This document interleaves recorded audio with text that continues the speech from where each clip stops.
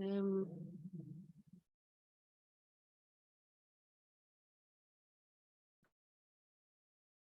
just want to make sure that Karianne is also with us. I'm here. You're here? Okay, so I think we're ready to go. My name is Barbara Holzknecht, and I'm very happy to welcome you here to this NordicAST webinar, the third of its kind, where we go through the breakpoint table changes and the new version. So this version is the version 13, which was published here in January. The webinar is going to be for 1.5 hours. The first hours, the breakpoint table team will present the changes, and then you will have the possibility to ask questions in the following 30 minutes. For the questions, we ask you to choose to use the chat function, and we also ask you to stay muted throughout the webinar. As you just heard, the webinar will be recorded, and you will find a link on the NordicAST homepage for later review. And with that, I don't think I want to take more time from the webinar. I want to say great thanks to the breakpoint table team, which is Karianne, Anna-Karin, Ingvild, and Heike, which you will all see on screen or on pictures afterwards, who both prepared the breakpoint table and prepared this webinar. So enjoy. Thank you. Oops. All right. So today's agenda, what does the NordicAST table give you in addition to the EUCAST table? We think it's good to just go through that, even if we've done it before. And then we'll go through changes in the breakpoint table. First, some general changes or changes that concern several species, so you don't have to hear about them 100 times. And then we'll go through the notes, dosages, PK, PD, breakpoints, and topical agents, and then finally go through all the species specific changes. And we like questions, so please ask questions, but use the chat function. Christian will be the chat master. So we will save all the questions to the end so that we don't have to stop a lot during our presentations. All right. So first, what does the, oops, that thing is hiding everything. What does the NordicAST table give in addition to the EUCAST table? Well, it's an adaptation to Nordic countries. So one thing is that we do not include all agents as the EUCAST table does. We include what we find to be the relevant agents, and we do not include agents that may have breakpoints but are not used at all or available in the Nordic countries. For instance, piperacillin, ticaracillin with or without clavulanic acid, cefoxitin, cefodoxim, delafloxacin, eravacycline, nitroxylin, doripenem, and also now from this year, chloramphenicol, and that is the systemic breakpoints. And also oral ampicillin and ampicillin sulbactam. In addition, we do not include any agents with a dash, and we only include a few agents with IE. So that means it's not quite as long tables as the EUCAST tables. Then also we somewhat use epidemiology of resistance in the Nordic countries, mostly maybe to give advice to what to send to the reference lab. For example, that in the Nordic countries, either I or R towards for pneumococcides and third generation cephalosporins, that's very rare. So if you find such isolates, we recommend you send them to the reference laboratory. And I've marked here several places we do recommend sending isolates to the reference laboratories. And things we recommend in the NordicAST table that are not in the EUCAST table, we mark in red. So either with the reference laboratories and a few other things that you know you've seen. But very important that there are no contradictions and no exceptions from the EUCAST breakpoints. So all the breakpoints that are in the NordicAST table are the same as the EUCAST table. And then we've translated into Nordic languages, Norwegian, Swedish, and Finnish. And we also have a somewhat different layout so that the comments come right where the agent is and not as footnotes. So we think it's a little bit more readable. We also include several flowcharts for detections of resistance, including Enterobacterialis and Pseudomonas in the Swedish and Norwegian breakpoint tables. And on the website, you see who we are, and we welcome questions. You can take contact with us directly if you have questions or if you found errors. It's amazing how many times we proofread and how many sets of eyes, and we still manage to overlook some mistakes. So we welcome you to give us comments. So I think that was overall what's different and what you can get that you don't get in the EUCAST table. So now I'll just remind you one more thing, is that we have several methods documents in the NordicAST website, and we try to revise them. And last year we updated 3 of them. It's anaerobic bacterial resistance, detection of carbophenamases in Pseudomonas aeruginosa, and also detection of reduced penicillin susceptibility in Streptococcus pneumonia. So, and they're all in English now. We had to translate them a few years ago, so now these are all available in English. Okay, so now to the current breakpoint table. One of the general changes is that we used to have, or for a couple of years now, ever since we introduced the explanation of the off scale, where you have the wild type organisms that are categorized as I, we used to have an explanation at the top of each page.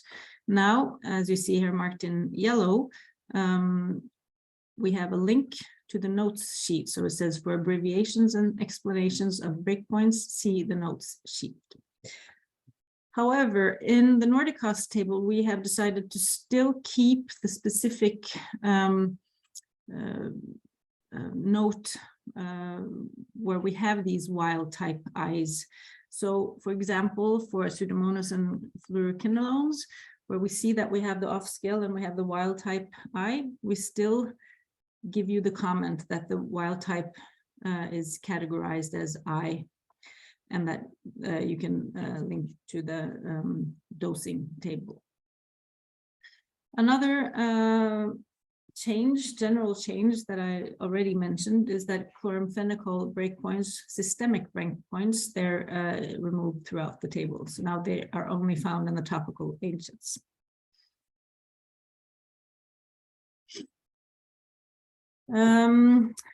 Another change that affects Marxella catarrhalis, Staphylococci, Streptococci group A, B, C, and G, and also Streptococci pneumonia, is that all the I category are removed from the macrolides and the tetracyclines, so that we no longer have an I category. And therefore also many of the breakpoints are changed, as you see in yellow. And because of this change, the macrolide comment is somewhat changed for strep A, B, C, G, the pneumococci and Marxella. So it's still that you can use erythromycin as a screening for macrolide resistance, except for telithromycin. And you can still report the susceptible isolates as susceptible, but if it's resistance, then you have to either just call them R, or you have to check each of the different macrolides in case they are S. Also, when it comes to fosfomycin IV, and this is especially for Enterobacterialis and Staphylococci, these breakpoints are under revision. So currently there are no breakpoints, and you would have to do an MIC and use the PK/PD table.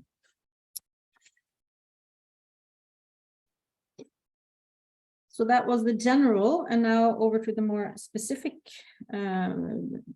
sheets, where I'll start with notes, and most of the notes are unchanged. So the only one is the explanation for the dash, and this has now been revised, become more detailed, which might be more helpful, especially when clinicians ask you to test for a bug-drug combination, you know, we're not supposed to.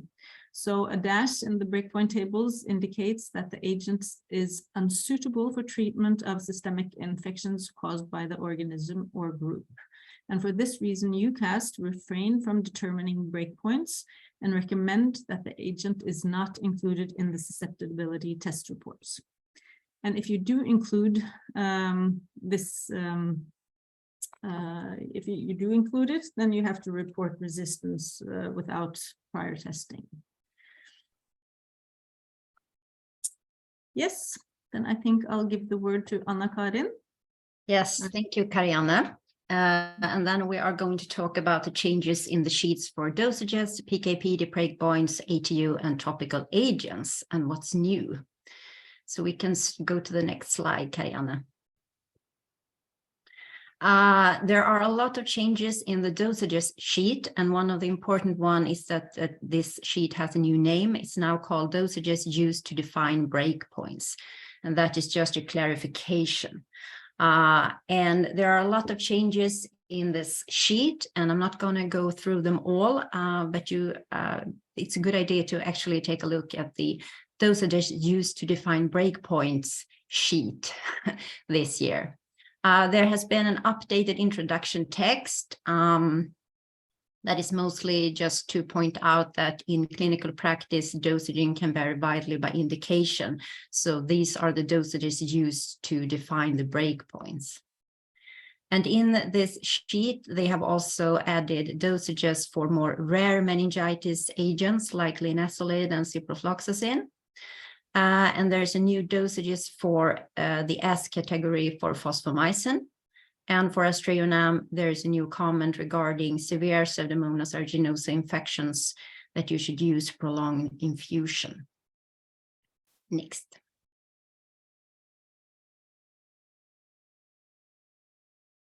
Then there are also I categories that has been removed in the version 13 of the table, and that is, as Karianne pointed out, for the macrolides and the tetracyclines.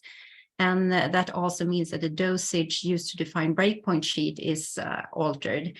And you can see the text in the EUCAST version where high dosages, they state that dosages vary by indication. And we have done a slightly more perhaps educational sentence in the NordicAST dosage used to define breakpoint sheets, where we state that the I category is missing and you should use high dose in cases of severe infections and difficult to treat focuses. Yes, we can go to the next page. So in the PK/PD breakpoint sheet, the ATU sheet, and the topical sheet, there are not many changes. For the PK/PD breakpoints, there is only indication added for fosfomycin oral, stating that this only applies to uncomplicated UTI.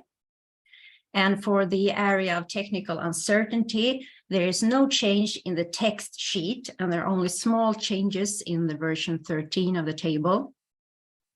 There's just one new ATU this year, and that is for Enterobacterialis and for Imipenem. But you see there that this is not an ATU that I think will cause us any headaches. So that's a good news. Also, there is a revised ATU for the Haemophilus influenza and Piperacillin tazobactam, but otherwise there are no new difficult to handle ATUs this year. And in the topical sheet, there are also no changes. Yes, we can go to the next slide. And now we go over to look at the more species-specific sheets and what's new in them. And the good news here is that there are no changes in most of those sheets that are in this picture, but there are a lot of changes in the Enterobacterialis sheets, and that's what we will go through now. So the next, yeah. And we will start out light with the easy changes for Enterobacterialis. And there's a revised breakpoint for norfloxacin zone diameter. And then we have a revised comment regarding azithromycin. And just to let you know, there is not actually any change in what the comment means, but there's a rather comprehensive rewording in this comment. And also added that you now can use the azithromycin 15 microgram disc if you want to separate the wild type from the non-wild type in Salmonella and Shigella septicemia, where you might want to use the azithromycin. Then there's also a revised comment regarding the tetracyclines. And this is just to let you know that the only thing that has been changed in that comment is that Serratia species has been added to the species to be reported R to tigecycline without prior testing. Yes. Then we have some news regarding Enterobacterialis and ciprofloxacin in meningitis. So now we have a new indication for that. Also MIC breakpoints for meningitis and ciprofloxacin in Enterobacterialis, and also a new comment regarding this. But in short, what you need to know that is if you have meningitis with Enterobacterialis and you for some reason want to treat that with ciprofloxacin, then you should use the pfloxacin 5 microgram disc to test, or you do an MIC testing of ciprofloxacin. You cannot use the ciprofloxacin disc. Yes.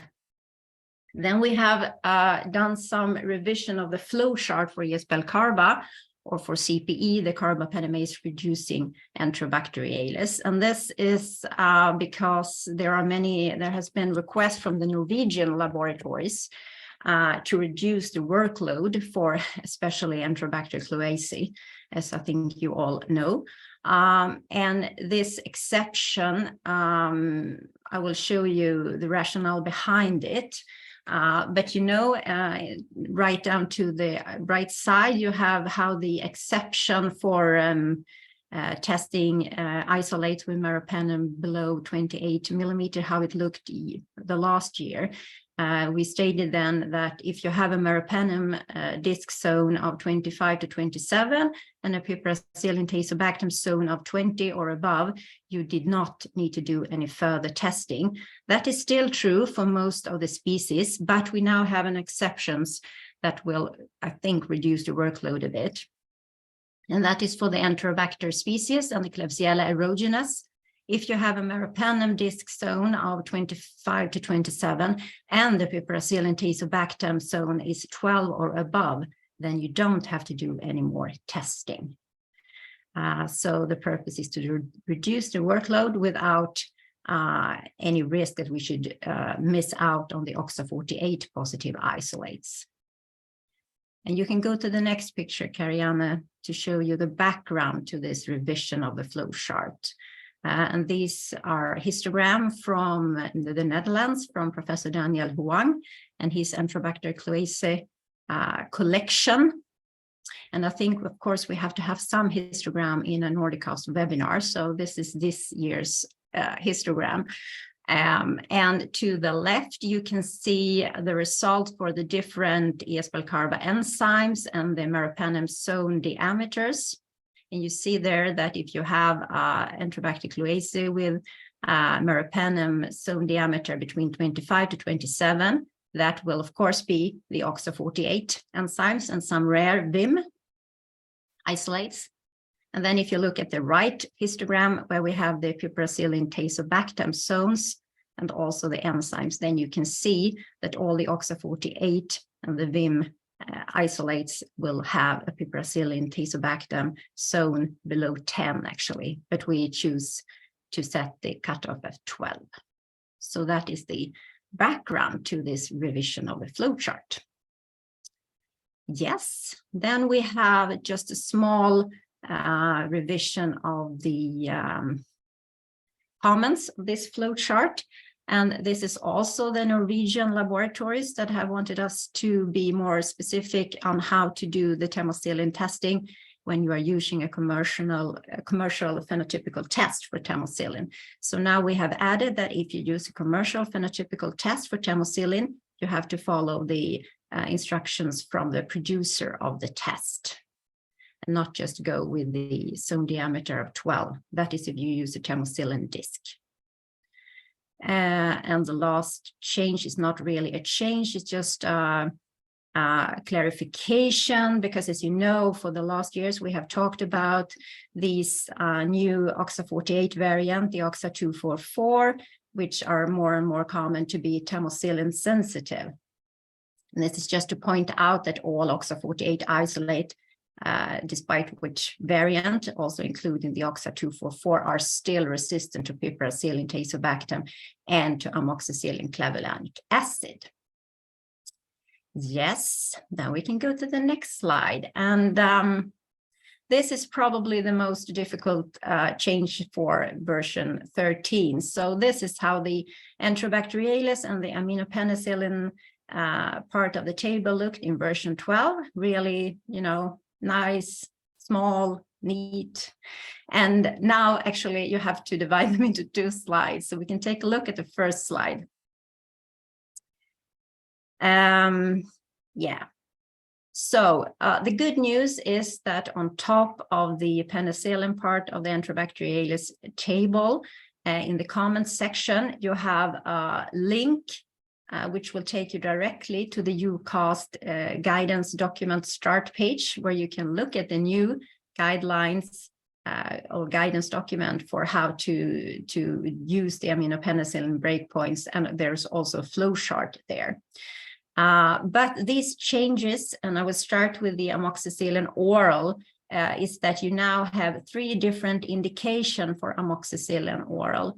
That is the indication for uncomplicated UTI. Then we have the indication for complicated UTI, including urosepsis. And then in the end, we have the one with other indications. And as you can see, they have different MIC breakpoints, but you should all test them with the ampicillin 10 microgram disc, or you can test them with the ampicillin 10 microgram disc. But you have to report them differently depending on the type of infection / indication. And for the wild type isolates, you report, if there's an uncomplicated UTI, you report amoxicillin as S. If there's a complicated UTI, including urosepsis, you report amoxicillin as an I. And for other indications, then you can see that there's a breakpoints in brackets here. And the breakpoints in brackets means that you should not report them as S. You should report them with the comment, telling that the isolate is devoid of resistance mechanism, but should not be used in monotherapy. It can be used in combination therapy, and it doesn't have to be a combination with another antibiotic. It can be a combination with surgery and so on. But that is stated in other parts of our breakpoint table, right? Yes. So that is the first part of the aminopenicillin changes. And then we can go to the next. And then we have the amoxicillin clavulanic acid oral. And now it gets complicated, and now it will get, I think we will get some problem in our LIS. So maybe you can type in the chat section if you have a solution for this in your LIS, or if you have questions regarding this. Anyway, just exactly as for the amoxicillin, we have now 3 rows for the amoxicillin clavulanic acid oral. It's the same indication as for amoxicillin. And you can also see here that now we have different breakpoints, both for the MIC breakpoints, but also for the zone diameter breakpoints. So that means that if you should report the amoxicillin clavulanic acid oral, you test with the amoxiclavulanic disc, but then there are different breakpoints depending on type of infection / indication. And for the wild type isolate, you report uncomplicated UTI as an S, complicated UTI, including urosepsis as an I. And for the other indications, again, there is breakpoints in brackets here, which means that you should not report with S. You should report with the comment and tell that the isolate is devoid of resistance mechanism, but should not be used in monotherapy. Okay, we can go to the next slide. And this is just to remind you that the EUCAST has published a new guidance document on this, the guidance on the implementation of revised aminopenicillin breakpoints for Enterobacteriaceae this January, with both a background and an implementation guide, and also a really nice flow chart. So please take a look at that one. And then we can go to my last slide. And this is just to remind you now that we have breakpoints in brackets in a couple of different places in the version 13 breakpoint table, right? We have them for the aminoglycosides, for colistin, for clindamycin in the Bacteroides, and now also for amoxicillin clavulanic acid oral for Enterobacteriaceae. And you can always go back to the EUCAST guidance document on how to use the breakpoints in brackets.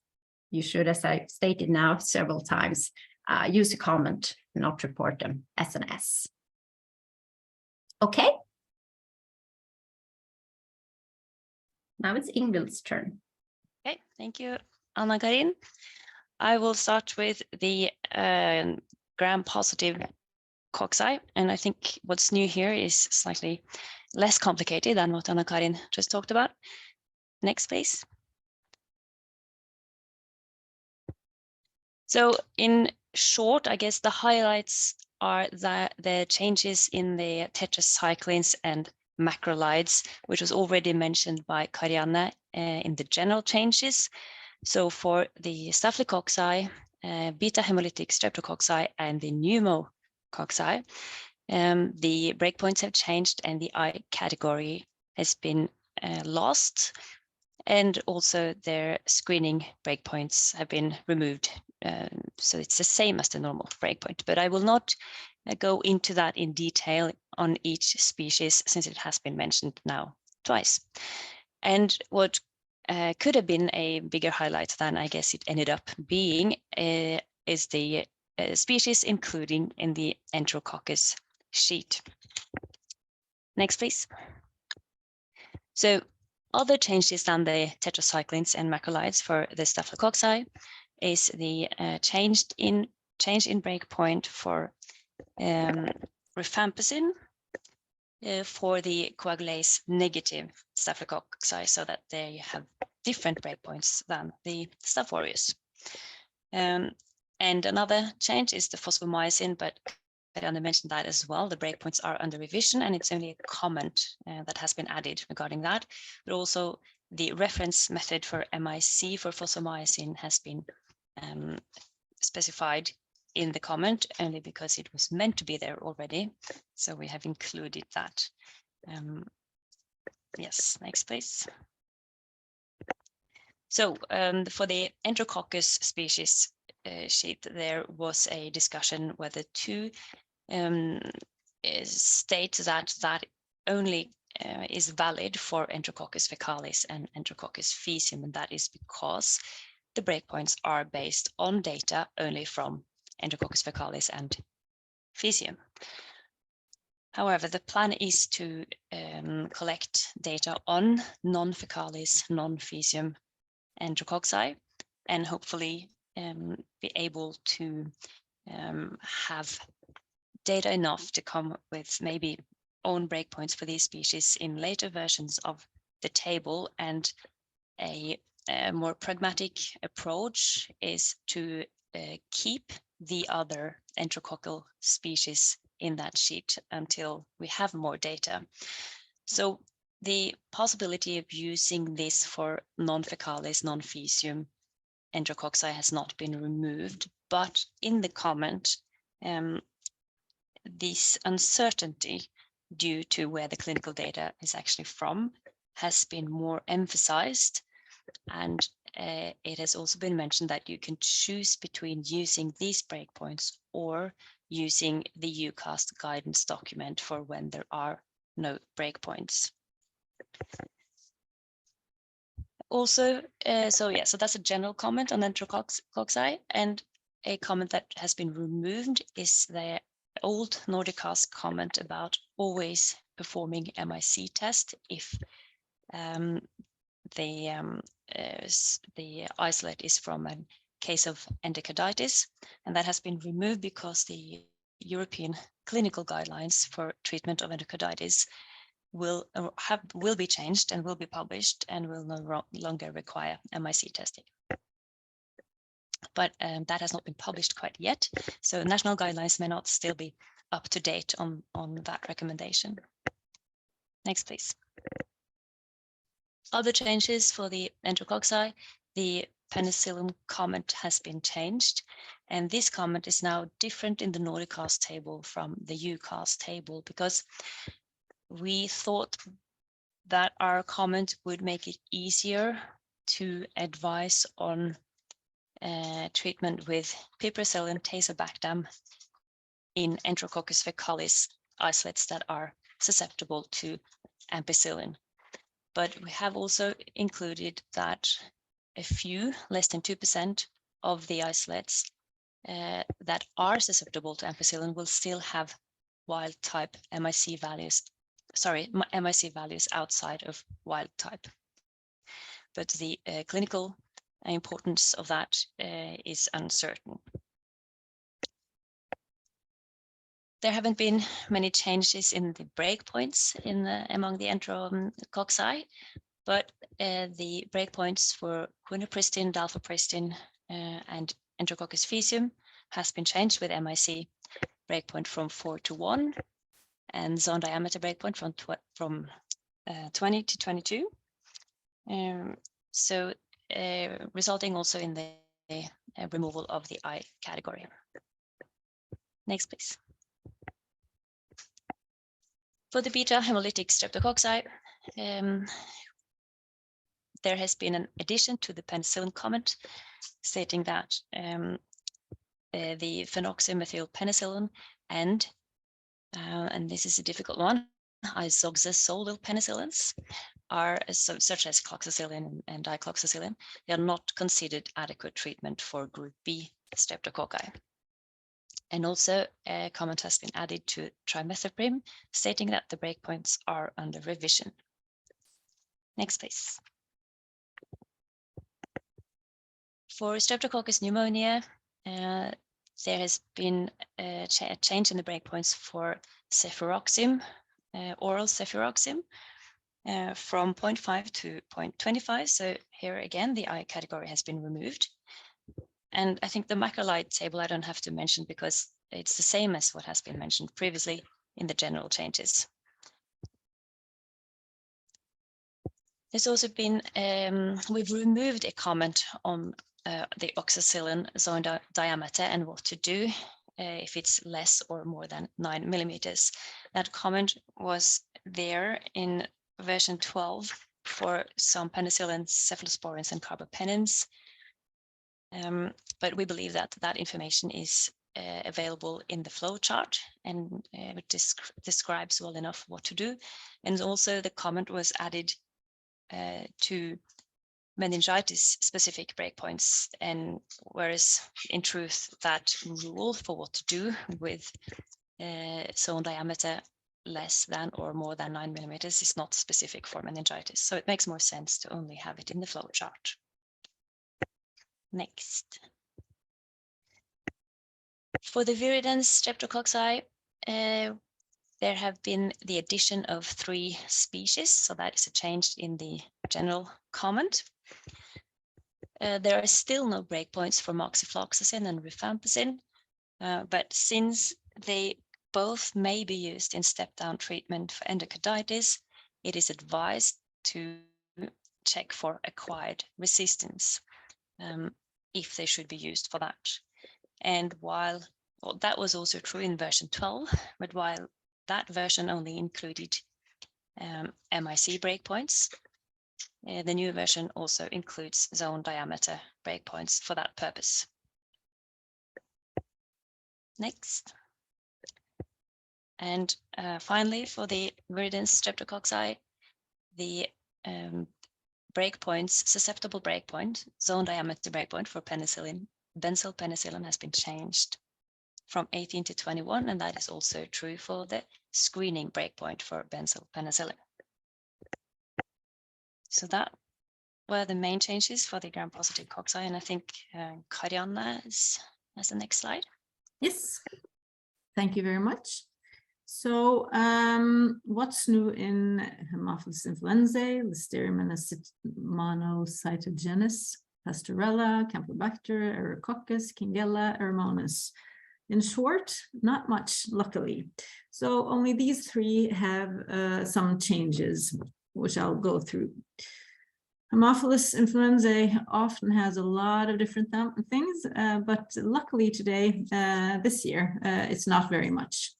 So they have, or we have added a new indication that we have a specific ciprofloxacin meningitis breakpoint. So that is new. And then we also revised the comment on the nalidixic acid that can be used as screening for resistance also in meningitis. So you don't have a disc screening breakpoint, but you can use the nalidixic acid as screening, and that will also work in meningitis. And then, yeah, this is the I category that's removed for the doxycycline.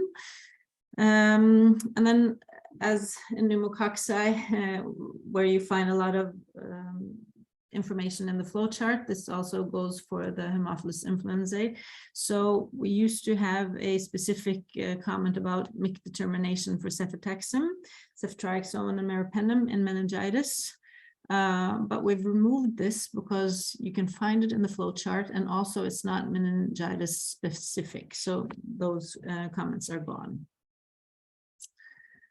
When it comes to Listeria monocytogenes, there are new breakpoints. They're not really breakpoints. They're added, and so far they're IE, but it's for moxifloxacin and linezolid in meningitis. So we'll see if breakpoints will be available. I don't know. Maybe Christian knows. And when it comes to the Pastorella, not much in the breakpoints, but now you're able to use the breakpoints for more species. So now we only call it Pastorella species, and then we've added that that the breakpoints are mainly based on Pastorella multicida data, but that you can also use it, that some species like Canis, Stagmatis, and Aerogenes are also included. So if you find these, you can use the breakpoints. All right, so now we're, Heikki was supposed to present his slides, but he unfortunately had to, wasn't able to come. So Ingvild will present his slides. So yes, thank you, Karianne. Yes, so his slides are on Moraxella catarrhalis, the anaerobic bacteria, Neisseria, Helicobacter pylori, Corynebacterium species, and Vibrio species. So we'll just start off, next slide, with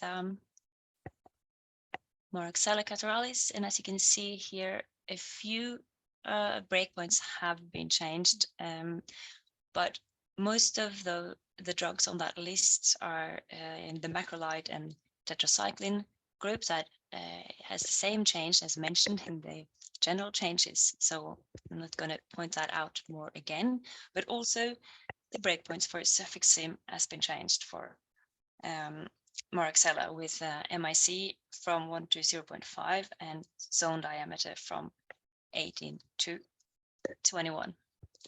And the revised macrolide comment is also a comment on the screening test that is the same change as for the gram-positive cocci. So that's really all for Marxella. And next is Neisseria gonorrhea, where breakpoint for tetracyclines has changed and the I category has been then removed. And next slide for Neisseria meningitidis, the change point for ciprofloxacin has been changed.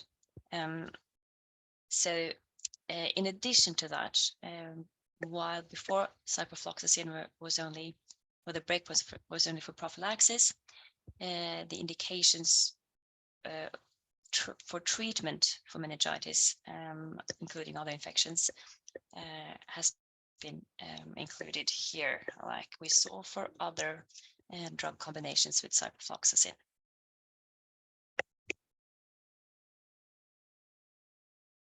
For the anaerobic bacteria, there's a lot of yellow here, but there's not actually many changes. In the general comment, it's only an addition to the text in an attempt to clarify what sort of media to use when performing susceptibility testing of anaerobic bacteria.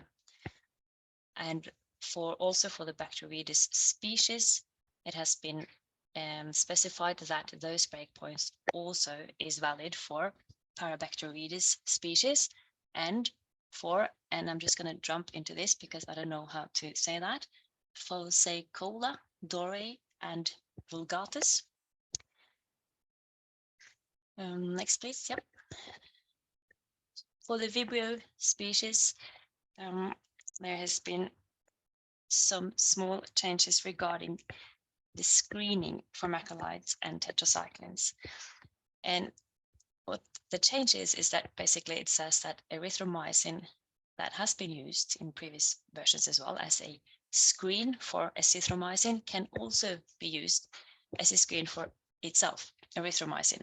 And the same goes for tetracycline, that it can be used to screen for tetracycline, not only doxycycline. Sounds a bit strange, but one should still choose to give out the result for azithromycin and doxycycline. But in the rare cases where one would choose to use erythromycin or tetracycline instead, that is possible.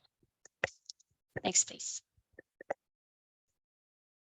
There's been a change in the breakpoint for perfloxacin, which is only for screening for fluoroquinone resistance, or specifically ciprofloxacin and levofloxacin.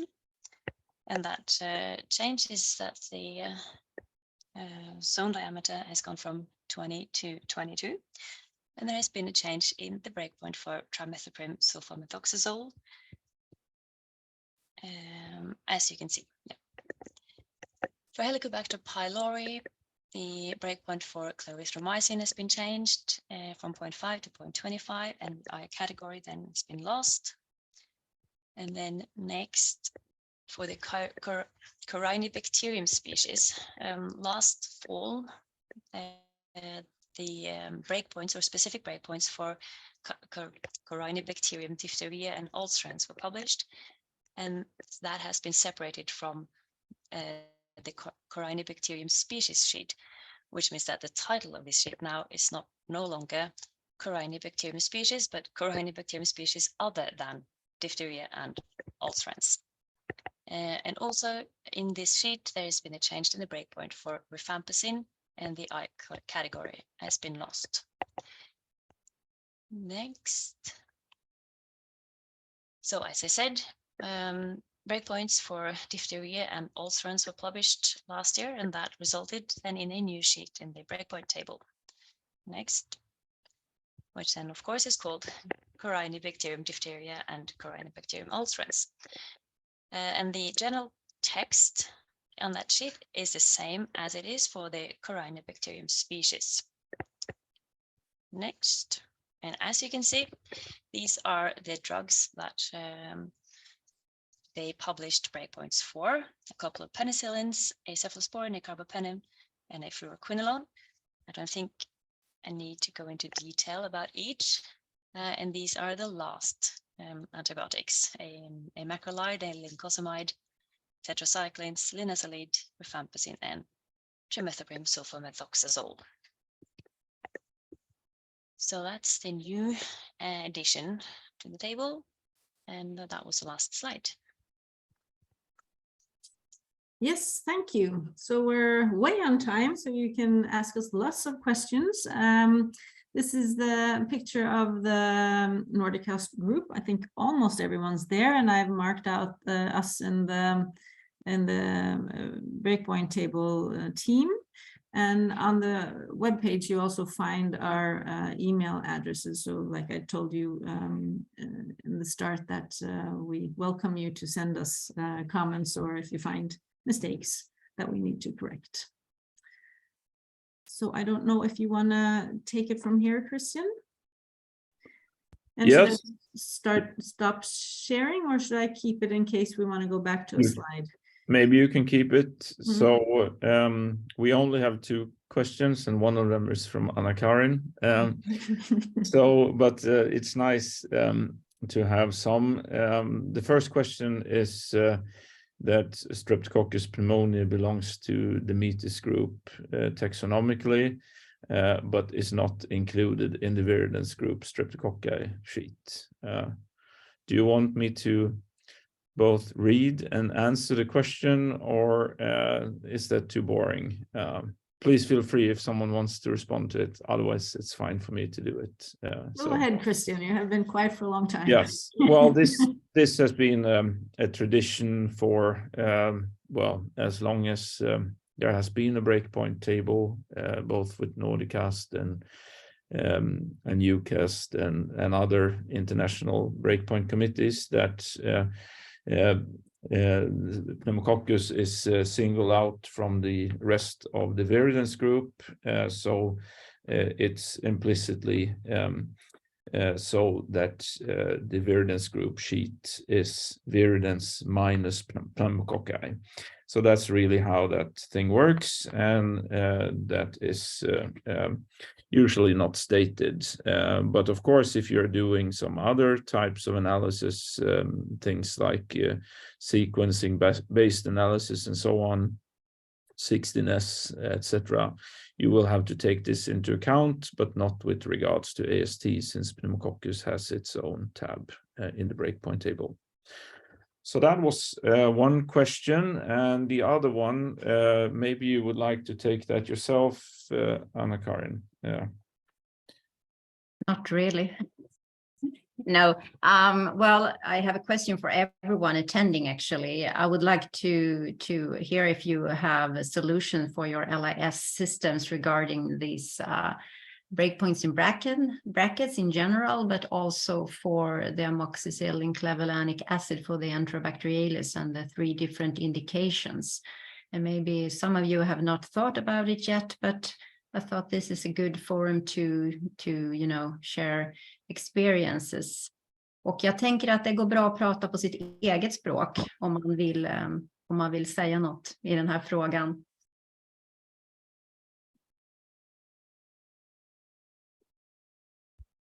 Kanske Erika åtminstone kan berätta hur hon har gjort i Växjö.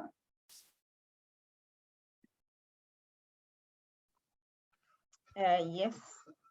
Normally, we report amoxicillin clavulanic acid in urinary samples, and then we only report according to the UTI breakpoints for our routine samples. And if we ever want to report amoxicillin clavulanic acid for any other sample type, we will do that manually and add a comment to the report.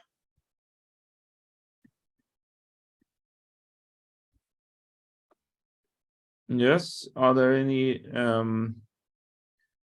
anyone who? It's also fine, of course, to type in the chat whatever you would like to say about this.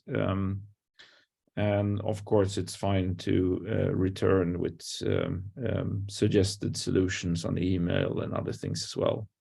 So can I ask a question? Yeah. Yeah, Anna Åkerlund in Linköping. I think that a lot of solutions for this kind of thing is renaming the antibiotic compound. So that I think we will do.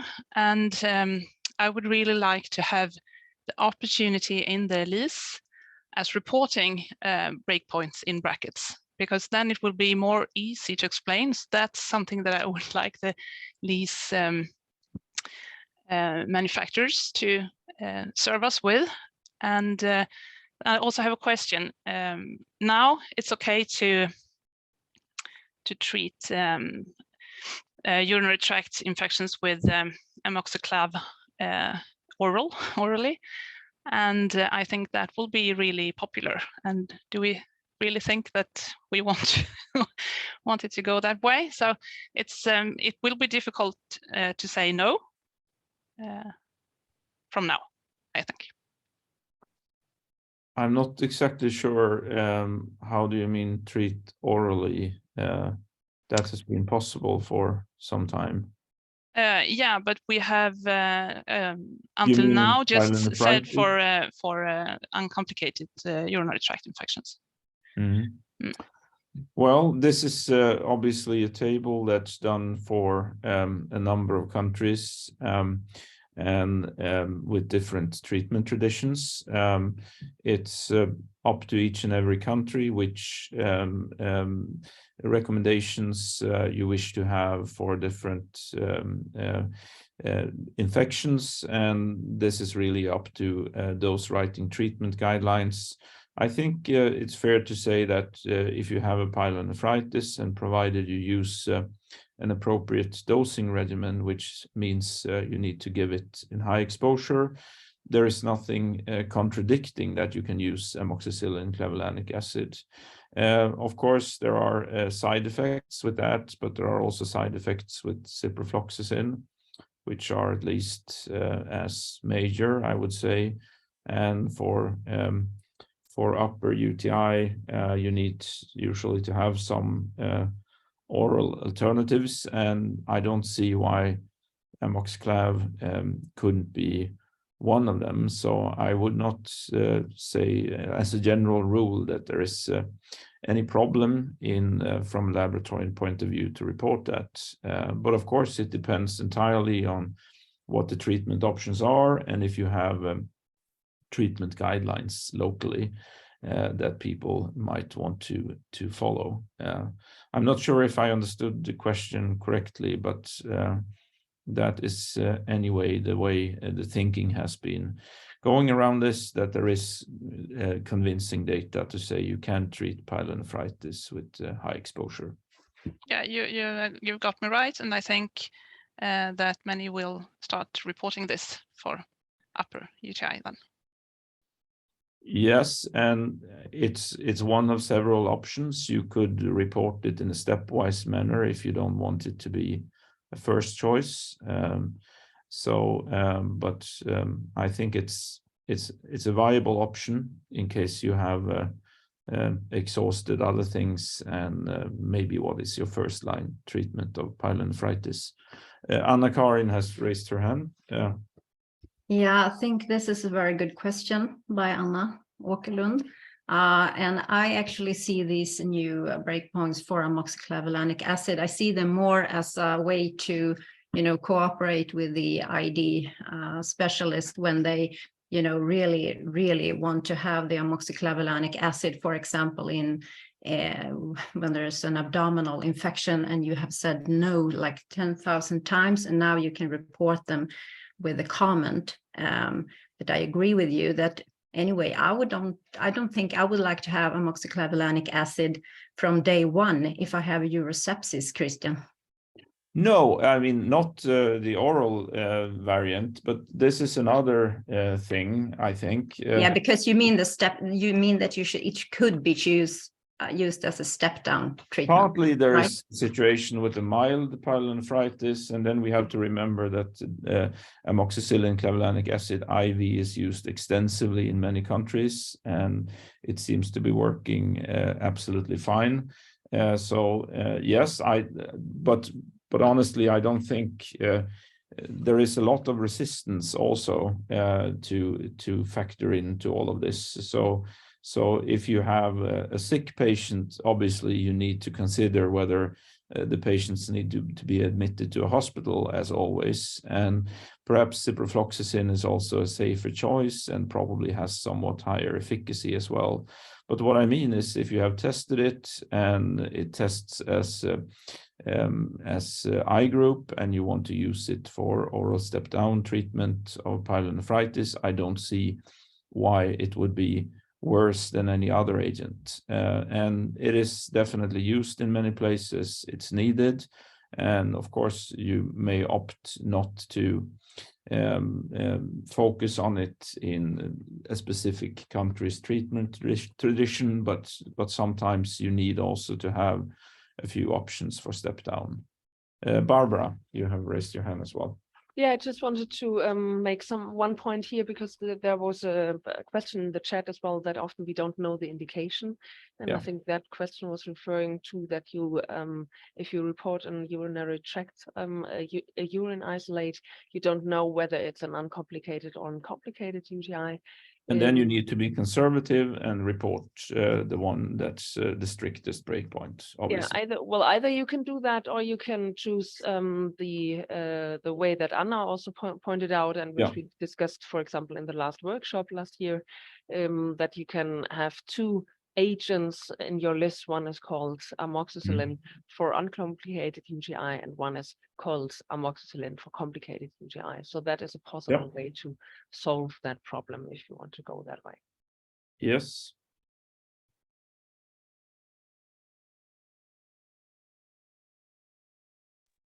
I think there were some more questions. Yeah, there are more questions. I wanted to see if there were more questions specifically on amoxiclav, but maybe not. Well, I can just comment one thing, because it's not only amoxiclav, but it's also amoxicillin oral. And at least in Norway, where we still have at least 60% of the E. coli and urinary tract infections and urosepsis that are susceptible, and now up until now it's been difficult to recommend an oral step down to amoxicillin because we have stated that you can't use it. I think it's a great change. So it's not just the amoxiclavulanic acid, but the amoxicillin alone. Yeah. Yes, there are certainly, when you have verified that it's susceptible, that's a possibility. Yes, and the next one I can see now is whether Corynebacterium pseudotuberculosis is included in other corynebacteria. And I think the answer to that is that they were part of the development that was done for other corynebacteria. Perhaps Erica remembers this, but I believe that we had some strains like this and that the breakpoints work for them as well. Actually, I just went into our file and checked, and we did not have any. We had quite a few pseudo-diphtheria, blah, blah, but not pseudotuberculosis. So actually, we have not tested any, and we don't know. So we don't know if the breakpoints fit, and we don't know if the disk diffusion method works, really. Okay, that's good to know. Then I thought it's we had so many different corynebacterium species from the outset, but maybe not pseudotuberculosis then. Fortunately, it's not very often needed. I guess it's a good place to remind that there is also a document for what to do when there are no breakpoints that can be used in a context like this. Probably then we didn't have any strains when this development work was done a while ago. There is also a question about experience on using the updated anaerobic breakpoints. and whether most or all laboratories are currently using version 12 breakpoints or have moved into the new breakpoints. And I suppose that's a question for everyone attending, how they have opted to manage this, and maybe that can be a general opportunity for someone to speak out on if they want to share their strategy or even type it into the chat.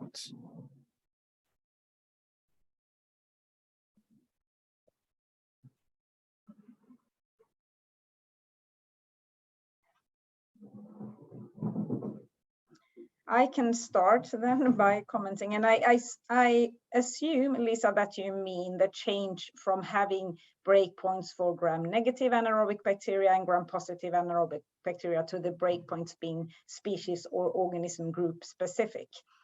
How we Yes, that's right. Yeah, thank you. We have dealt with that in our routine lab in this way, that for organisms that we can perform disk diffusion for, whether our zone diameter breakpoints, we will perform disk diffusion. We have also actually added some warnings or a local ATUs where we don't expect any resistance, so that we don't by accident report a benzyl penicillin resistant Fusobacterium necrophorum, for example, since this is a bit of a new method for the lab. So that's one way to deal with it. So we will get a warning if we get an unusual result.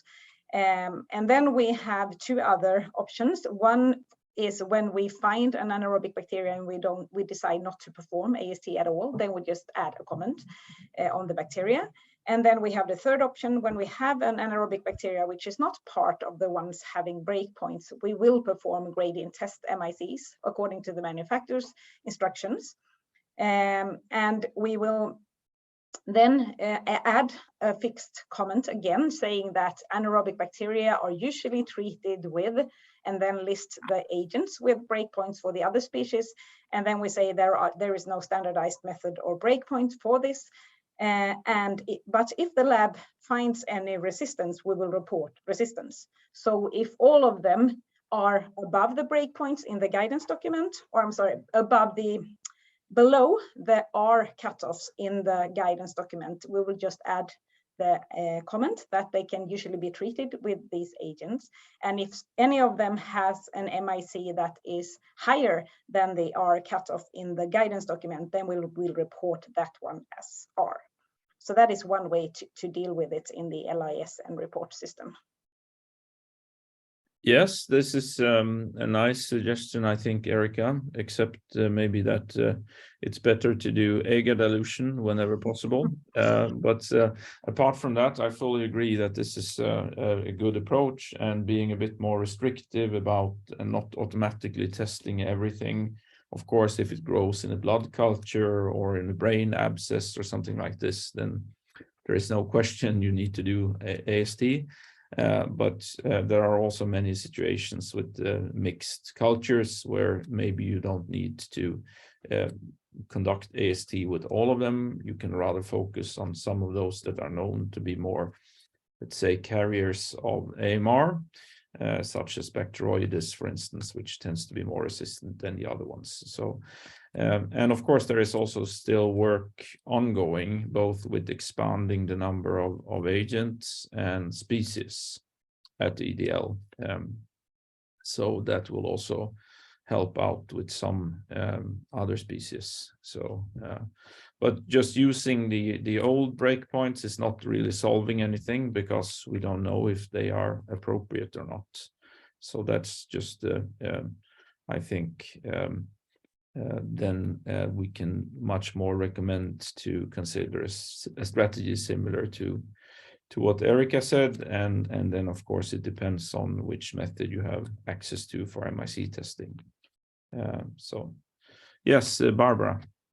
May I ask Erica whether you are planning, and when you're planning to have some disk diffusion distributions on the EUCAST website for clinical isolates, so that the labs can compare their own distributions, Yeah, EUCAST distributions? I actually I'm checking right now, because if they are not there, they should be there very soon, because we are working on updating with all new data that we have. They are there now, but they probably were uploaded very recently. So now there are zone diameter distributions in the EUCAST database also for the anaerobic bacteria. Yeah, great. I can see them now as well. And the Great. QC distributions as well, which I think is very good when you're starting to implement the method. You can also see QC data from using media from different manufacturers and different methods for getting an anaerobic environment, etc. So that's also useful to go into the EUCAST database and use when you implement this method. And as Christian said, we are working on mainly on new and additional antimicrobial agents. And there will be an addendum with breakpoints for other agents, for example, amoxicillin clavulanic acid, imipenem, ertapenem, and then linaclid for the gram-positives, and a few others during this year. Yes. That's good. For the time being, we have no other questions in the chat that I can see.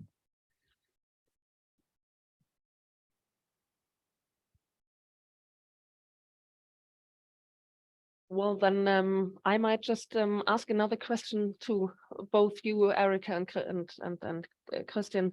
Could you give us the background for the change of the benzyl penicillin breakpoint change for the for the virulence group, Streptococci?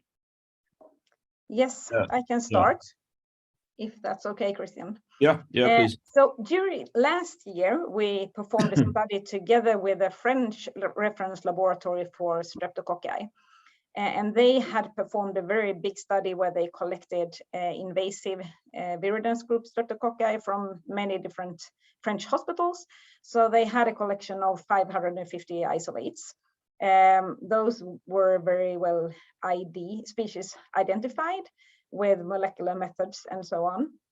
And a lot of testing was performed in the French laboratory, and we also tested a collection. We selected part of the collection and tested 100 isolates at the EDL to evaluate our zone diameter breakpoints. So the answer is that we have more data, we have data with better quality, and we have data where we know that the species IDs are correct. And in our previous data set, there were quite some isolates that were just called a virulence group Streptococci, and we didn't really know which species they belonged to. So that's the reason for that. And then we realized that the old screening breakpoint for benzyl penicillin at 18 millimeters, there were quite a few isolates with elevated MICs for benzyl penicillin and other beta-lactam agents above that screening breakpoint. So we decided to increase it to 21 millimeters. Yeah, I don't have much to add other than the breakpoint couldn't be anything else than an ECOF in this context. We have no other data to suggest it could be anything else. So this is why whenever the ECOF is revised, that may have some implications for the breakpoint. And this could happen now due to the access to this excellent strain collection. And then there can be also adjustments of disk diffusion, as Erica explained. So I think there's no more things to say about that, really. We can also maybe say that we will be working on now adapting the breakpoint tables to use in endocarditis, and that means in endocarditis removing the I group. So the I group will not pertain to endocarditis, but that is pending another consultation and will be something to be addressed during the year. Thank you.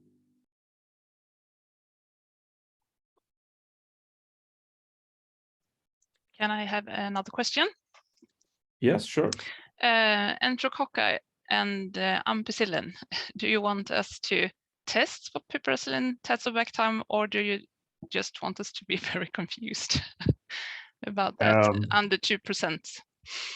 Well, be confused is a good thing because Okay. it keeps you a little bit sharp. No, just to say, I think it's important to be aware that the ampicillin is not the perfect prediction.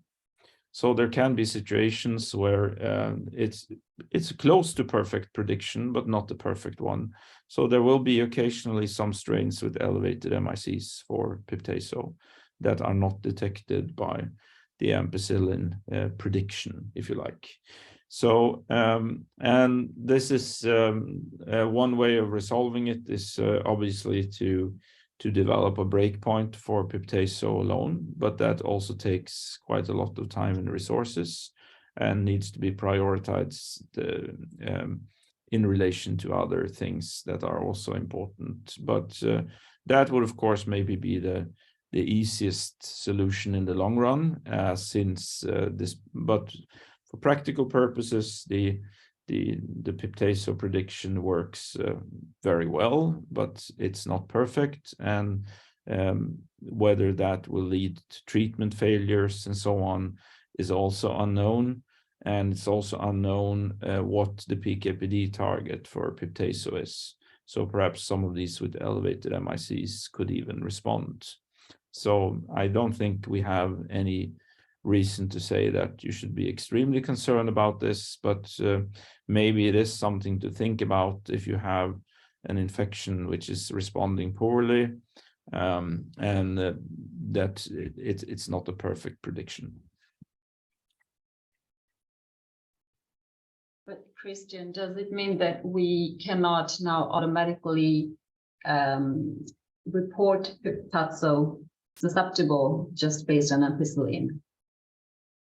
This is up to what you feel is acceptable evidence for you. I think you can probably still report it as susceptible, and you would be correct in 98% of the cases. But of course, if you would like to be very diehard about it, you could also add a comment instead that ampicillin S usually means that Piptazo is S. That's really up to the laboratories to decide how worried they are about this 2% that are missed by this screening. Anna-Karin has raised her hand as well. Yeah, I think that now when you're talking about this, Christian, you're talking about this as a chair for EUCAST. So maybe I can talk about how we do it in Stockholm, where Christian works. Yes, I don't know anything about that, so please. We will, of course, continue to use the ampicillin disc because there is not really any other solution. We cannot do, gradient test for piperacillin tazobactam. So there's no way you can actually test it if you're not going to do broth microdilution on everything. And I just want to say that this year with the enterococci sheet, the first version from EUCAST was a total makeover, and that the breakpoints should only apply to Enterococcus faecalis and faecium, and the NordicAST has changed the general comment regarding ampicillin and penicillin for the enterococci a bit from the EUCAST version to try to avoid too many confusion about this, but well, that's how we will do it anyway. Thank you. We also had a question from, oh, sorry, there is one in between there about whether there are some plans to expand pivmecillinam breakpoints to some other infection than uncomplicated UTI. And the answer to that is that there are some studies being planned in the Nordics. And depending on the outcome of those studies, potentially yes, but at this point in time, no. So we don't have the data to do that at this point. But could be later if some of these trials are conducted and indicate that maybe with some caveats, could be things like perhaps you could say that wild type isolates mecillinam MICs less than or equal to 1, could perhaps respond to oral follow-up for pyelonephritis or mild pyelonephritis or whatever it would be, just as an example. That could happen, but it still needs to be shown to be able to advance that before that could be a possibility. Then there was a question whether it's interesting to start collecting piptazo zone data for enterococci. This is, of course, something that could be of some interest, but it would mostly be of interest if we also had collected the isolates so that it was possible to conduct MIC testing for them. So the zone diameters alone wouldn't help us, other than perhaps revealing a couple of isolates with deviating zone diameters that might indicate that they could have elevated MICs, and then we could get some kind of indication of how common this is in our region, because the data we looked at were some international data. So this we also don't know. So it's not. It could be, if someone wants to do that as some kind of sentinel activity, it's fine, but it wouldn't help us set the breakpoint unless we also had MIC data in parallel. And as Annika says, there is lots of space on that plate, so yeah, maybe it's a nice idea to have Kalmar as a sentinel site for keeping track of deviating piptazo zones. So that's a possibility. Yeah, I don't think there are any other questions at the moment. No, and we don't have to continue until 2:30 just for the heck of it, but I'm so happy so many of you joined, and it's very helpful for us if you have comments on things you think are especially important, or maybe some things we didn't say that you would like us to do next time, because we plan on doing this every year, because we figure it's a easy way to pinpoint what's new, and hopefully helpful for all the laboratories using the NordicAST breakpoint table. Barbara. And if I may just make another announcement, the NordicAST workshop is taking place not in Gothenburg, but in Malmö this year, and it's taking place not on the week with the Ascension Day, but I think it's the week before. At least it's May 9th, May 10th, and you can already see the date and the location on the NordicAST website, and in the next couple of days, latest beginning of next year and next week, you will also find a registration link, which will then be active for about a month, and we hope to see many of you then in Malmö. And I think with that, if no one else has any comments, I think we can thank the breakpoint table team, and thank Erica and Christian for steering the Q&A session. And yeah, hope to see you soon again. Goodbye. Thank you. Bye. Bye, thank you. Bye-bye. Bye.